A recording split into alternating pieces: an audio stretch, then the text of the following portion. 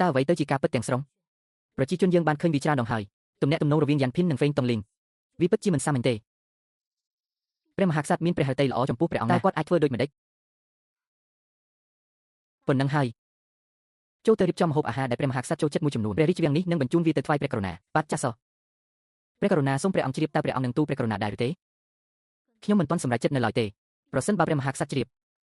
អ្នកនឹងស្លាប់ប្រសិនបើអ្នកមើលងាយភាពក្រីក្រព្រះមហាក្សត្រឲ្យព្រះអង្គពិតជាមានព្រះហឫទ័យសប្បុរសពេកហើយយ៉ានភីនជាមនុស្សមានចិត្តស្រើបស្រាលហើយងាយនឹងទទួលការសរសើរហើយអ្វីបានជាអ្នកតាក់ទងគាត់អំពីជីវិតរបស់គាត់យ៉ាងណាក៏ដោយនោះក៏ជាជីវិតមនុស្សដែរ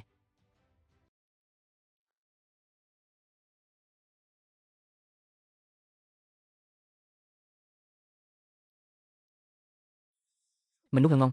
ពួកគេមិនអាចប្រើប្រាស់ចំណុចខ្សោយដ៏ធំបែបនេះបានល្អឡើយប៉ុន្តែអ្នកបានធ្វើឲ្យខ្ញុំរងទុក្ខវេទនាដោយការវាយដំ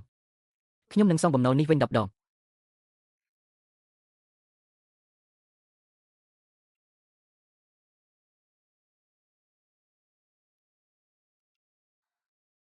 ព្រះមហាក្សត្រីយានីឲ្យខ្ញុំនឹងរៀបចំអាហារសម្រាប់អ្នកសូមព្រះអង្គទ្រង់រីករាយទទួលទានអាហារ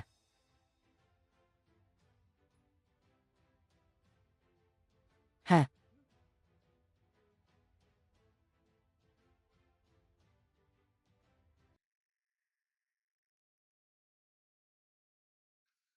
យោពេលវេលាសម្រាប់ការឡើងកម្រិតគឺគួរឲ្យខ្លាចណាស់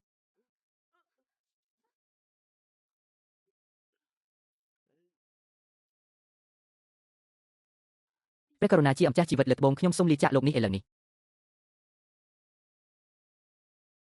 តើខ្ញុំបាននិយាយអ្វីមុននេះទេការធ្វើប្រហែសរបស់គាត់តទេដែលបង្កឲ្យមានរឿងនេះវាបានធ្លាក់មកលើខ្ញុំតើអ្នកគិតថាខ្ញុំជឿរឿងនេះទេមិនអីទេខ្ញុំបានធ្វើវាដោយចេតនាដូច្នេះតើអ្នកបានធ្វើអ្វីស្រមុកខ្ញុំនឹងធ្វើបទបង្ហាញសម្រាប់អ្នកអស់សង្ឃឹមខ្ញុំនឹងបំភ័យអ្នករហូតដល់ស្លាប់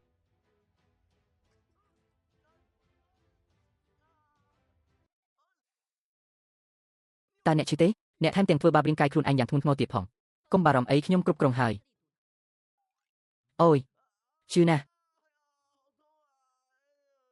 ឈឺខ្លាំងម្ល៉េះនោះមិនត្រូវបានអនុវត្តដោយកម្លាំងទេព្រះករុណាជាម្ចាស់ជីវិតលើត្បូងខ្ញុំព្រះអង្គនៅទីនេះដោយព្រះរាជក្រឹត្យខ្ញុំសូមឲ្យអ្នកក្រោកឡើងយ៉ាងលឿនកុំផ្លាស់ប្ដូរចិត្តខ្ញុំអីអូស្ត្រីចំណាស់ម្នាក់នេះកំពុងលេងល្បិចលើខ្ញុំទៀតហើយ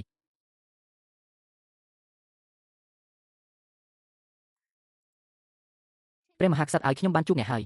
ព្រះមហាក្សត្រីយានីនឹងរៀបចំពិធីជប់លៀងនៅព្រះបរមរាជវាំងប្រពន្ធចុងរបស់អ្នកបានមកអញ្ជើញបងស្រីយ៉ានពីងឲ្យមកចូលរួមពិធីជប់លៀងបំណងប្រាថ្នារបស់ព្រះមហាក្សត្រីយានីដោយបានសម្រេចចិត្តរួចហើយបន្ទាប់មកខ្ញុំនឹងរងចាំប្អូនស្រីរបស់ខ្ញុំឈ្មោះយ៉ានពីង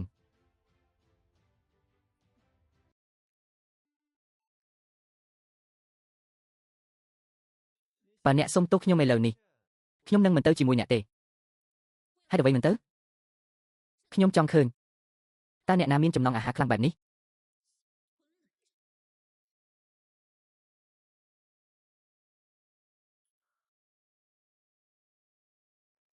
អ្នកបម្រើដ៏រៀបរៀបរបស់អ្នកសូមជម្រាបសួរព្រះមហេសីយ៉ានពីងមានអាត្មាធំណាស់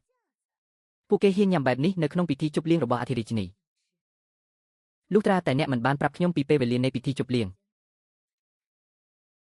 ច្បាស់ណាស់ជាអ្នកហើយស្រីឆ្កេងញីឲ្យគាត់គ្រាន់តែខ្វល់ពីការលបួងព្រះមហាក្សត្រពួកគេបានមកដល់យឺតហ៊ានបន្ទោសខ្ញុំយ៉ាងម៉េចស្រមុកអធិរាជិនីព្រះមហាក្សត្រពិតជាមានទោសមែនយ៉ានភីងគីតានេះជាការពិតទេសំណុំច្បាប់ដ៏តឹងរ៉ឹងមួយពីមានហួរយ៉ាងរបស់យ៉ានភីននេះមិនមែនជាកន្លែងសម្រាប់អ្នកដើម្បីខឹងសម្បាទេសូមអ្នកណាម្នាក់បង្រៀនគាត់ពីច្បាប់ផងព្រះរាជអាគមហេសីសូមទ្រង់ស្ងប់ចិត្តប្រពន្ធចុងរបស់អ្នកនឹងបង្